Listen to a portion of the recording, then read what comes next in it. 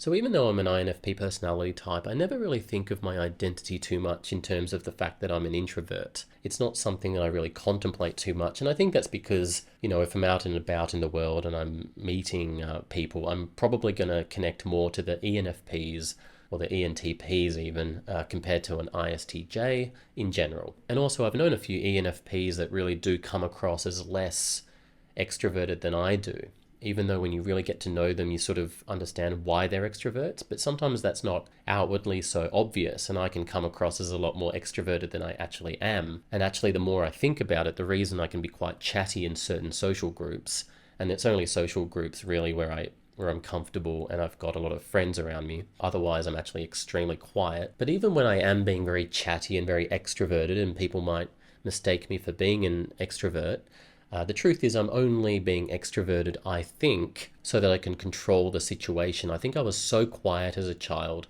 and I spent so much of my time quiet in high school and not talking to anybody. And one day I decided, I think I was about 19 or 20, I actually decided to act more extroverted. It came around the time that me and my ISFJ friend used to have these day drinking sessions where we would get blind drunk, and a lot of the extroversion came out due to alcohol. But at any rate, I did find that being extroverted in situations helped me maintain a certain control over the world of, I guess, extroverted feeling, the world of socializing and fitting in. I felt like actually if you talk and put your ideas out there with an amount of force, you can actually change how the social situation is by your very presence. And it used to make me feel less vulnerable, that I can sort of have some control over the situation. Like, I remember years ago I used to go to these parties with this ISTP guy, and he really liked networking, I think, or trying to network, or trying to get invited to these really hipster parties in Melbourne. And we would get there and he would do his whole socializing thing. But there'd come a point where he wanted to start sort of messing around with the social harmony. So one of the things that my ISTP friend liked to do at parties is he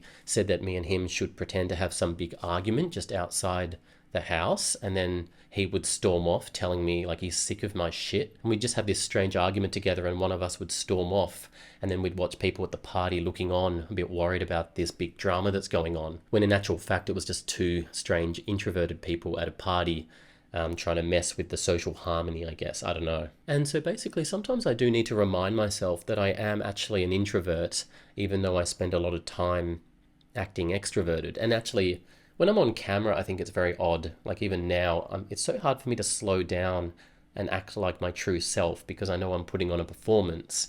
A lot of people do that on YouTube, but I think as an INFP, I speak a lot faster than other INFPs.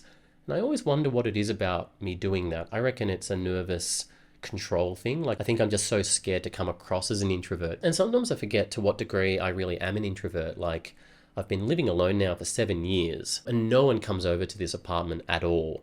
Well, nearly nobody. Like, the only time anyone has ever stayed the night, and that tells you quite a lot about my love life as well, obviously, but the only time anyone has ever stayed the night here was my ENFP cousin from the outback. At the start of this year, I think, or the end of last year, he crashed the night for 1 or 2 nights here in this apartment. And I think maybe what my ENFP cousin from the outback hadn't bargained for was just what a creepy, depraved INFP loner that his cousin actually was. He got a bit of an inner glimpse into my world. Like, I basically set up a bit of an airbed for him here with a pillow and blankets.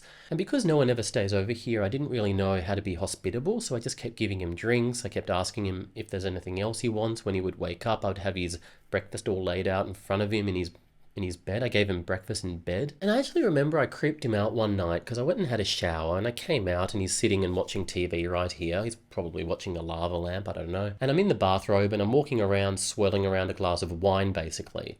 Because to me, that's just a normal thing to do as a lonely INFP living alone.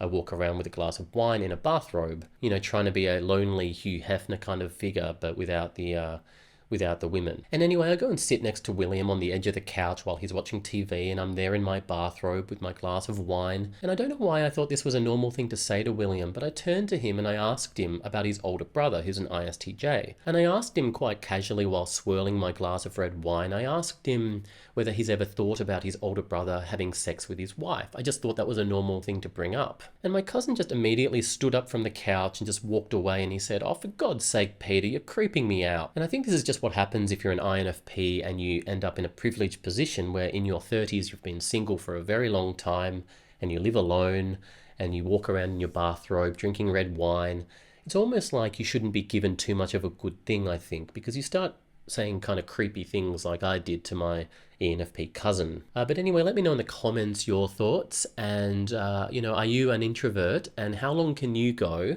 without seeing anybody before you start actually craving social interaction? For me, it's always about 3 or 4 days. As I get older, it actually can become like a week now.